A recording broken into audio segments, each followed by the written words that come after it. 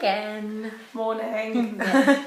It's kind of afternoon now. Afternoon. It's actually 3 o'clock. We've talked that much. We've don't know what the time is, and Sarah has lost her I don't know. This doesn't happen very often, but I haven't got a voice. This time we were up till God knows what time talking yesterday, but we wanted to do another video.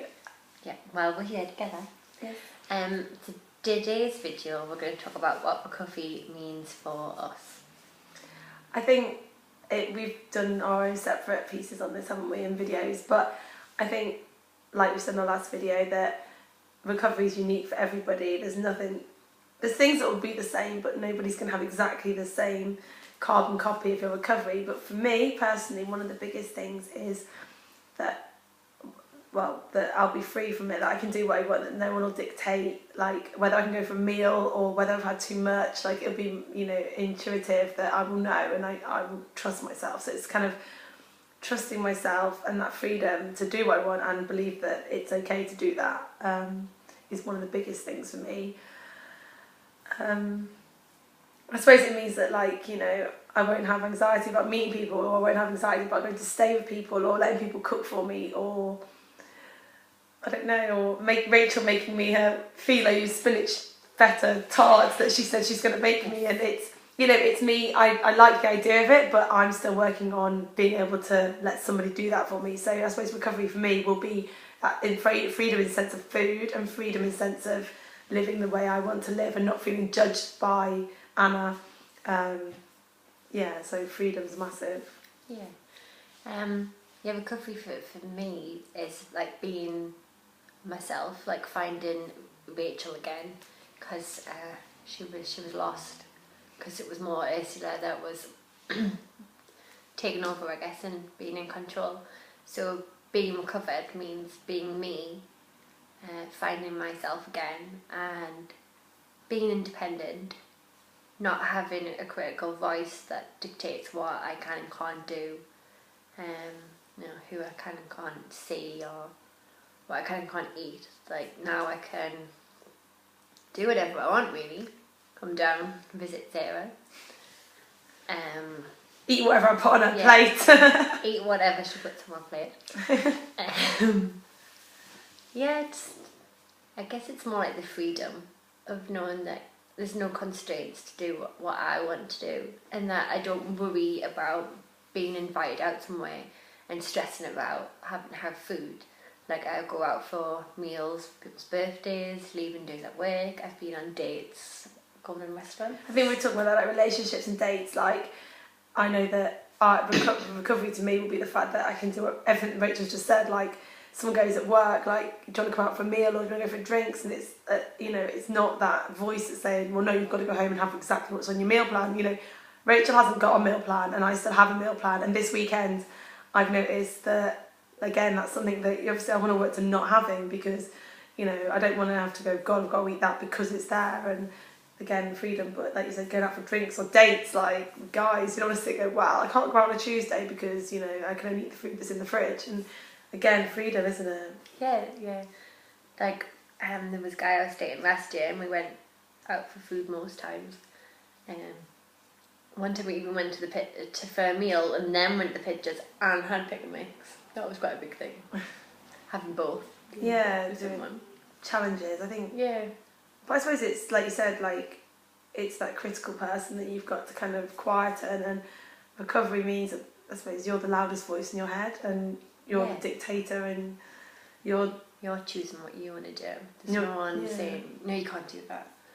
Or, you can't go out with those people because they might make you eat, and they might make you eat something scary, and it's not on your meal plan, and it's not at the right time, and so on and so forth. Like, going on holidays, because that, like, totally screwed up. I always say, going to New Zealand, that kind of made me less rigid with the timetable, because, there's nothing you can do. You're getting fed when the air hostesses bring you food around, and because you don't, like, the time difference is weird.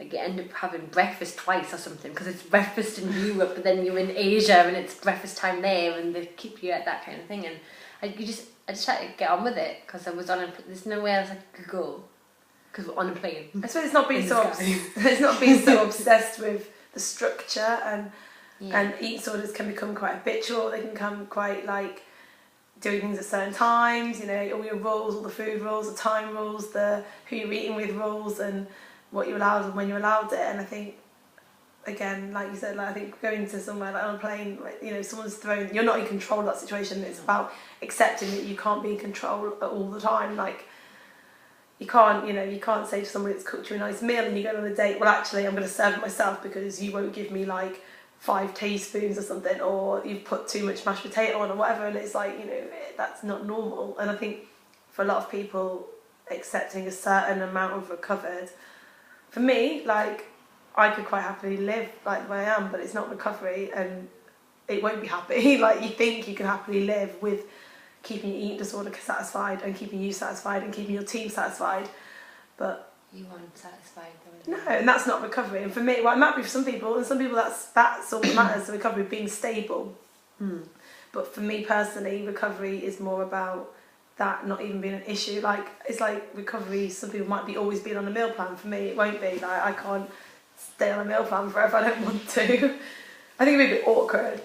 Sorry, have you weighed out my food exactly for me? It's like not really an icebreaker on a date, is it? Like so I think when you've got jobs like, because I have to get up so early for my job, I get up at 6:15 and I leave at 7:20. Like there's no time to have breakfast, so I have to wait till I get to work.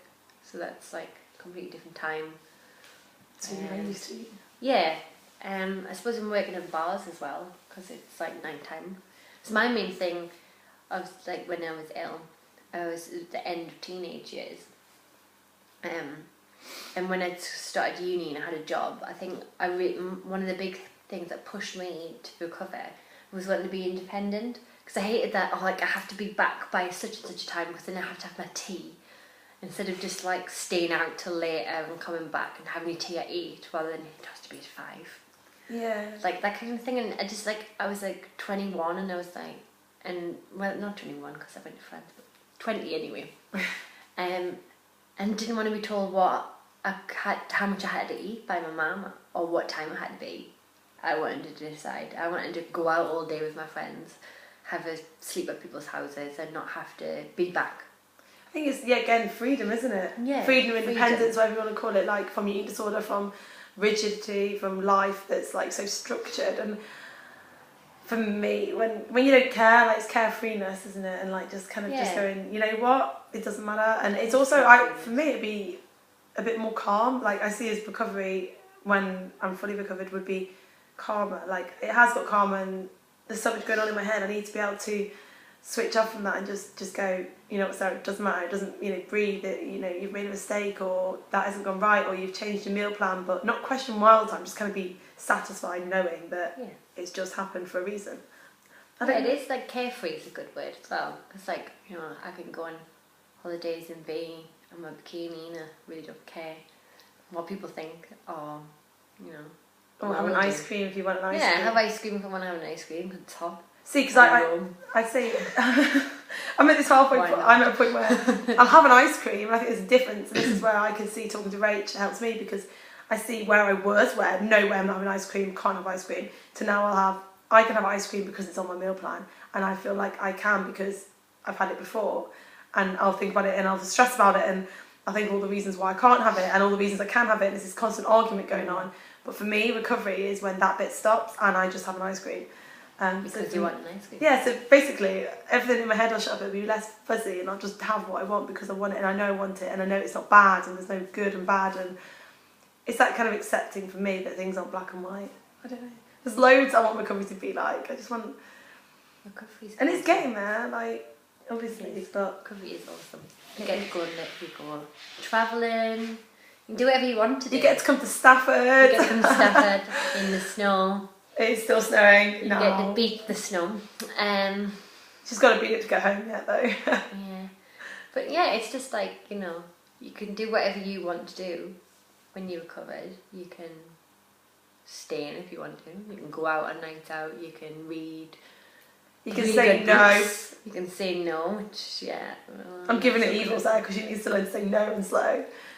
But you can volunteer. You can do whatever you want to do, learn ice skate, roller skate, and not worry all the time about, you know, almost 3 o'clock, it's snack time or whatever, or you can't do that, you're not worth it, or different, like not having that critical voice in your head, like that doesn't, your critical voice isn't in charge anymore, you're in charge, you're in control again. Yeah, I think, yeah, again. It's weird, like you have an eating disorder quite often to start with because you want control, and then you don't have control anymore because eating disorder does. But recovery is actually about getting that control back. Yeah, it's kind of, you come full circle. Because we were saying, weren't we, yesterday, I think, I don't know if we said on video or was it to each other, but it's about all the things that you use destructively, like control and like stubbornness and stuff, like that's recovery as well, like you need to be in... Yeah, use your worst traits of eating disorder and positive traits of recovery. That's what I did. And that's what I'm doing. I think that's what people say to me, like if I talk about my recovery to people and that, you know, about how far along I am or whatever, but what I've always tried to do is just turn it around a little bit. So like, I am stubborn and I just have to argue with myself about who's being stubborn at the time, or I don't know, just be aware of when it's not you. I don't know. Yeah. Recovery's just not caring. It's about being free. It's about having fun.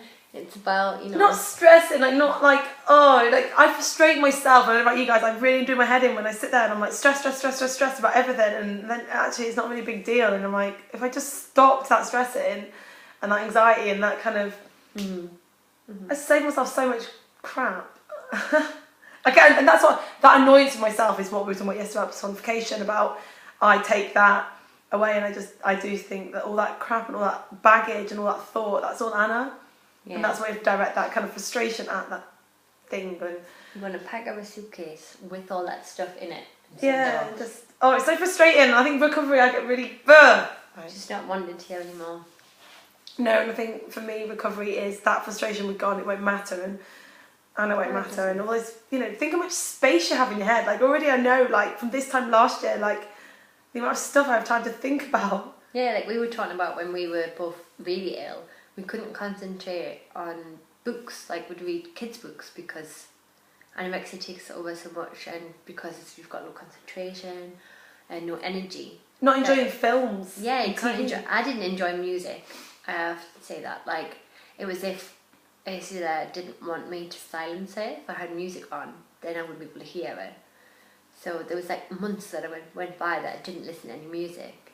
And now music's quite important to me.